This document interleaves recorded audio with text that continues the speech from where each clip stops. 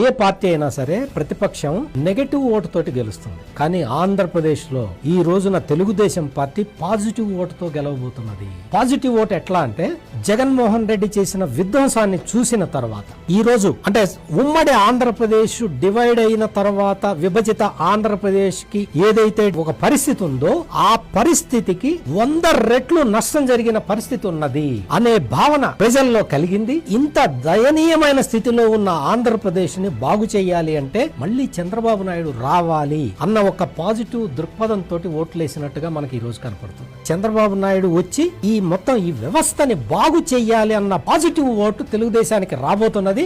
ఇది significant point. ఏ ప్రభుత్వం అయినా సరే పడిపోతుంది, కొత్త పార్టీ అధికారంలోకి రావటం నెగటివ్ ఓటుతో జరుగుతుంది. ఈసారి మాత్రం తెలుగుదేశానికి పాజిటివ్ ఓటుతో జరగబోతున్నది. This is the significant point. ఈ విషయం సజ్జల రామకృష్ణారెడ్డి ఇప్పటికైనా గమనిస్తే, గ్రహిస్తే మంచిది.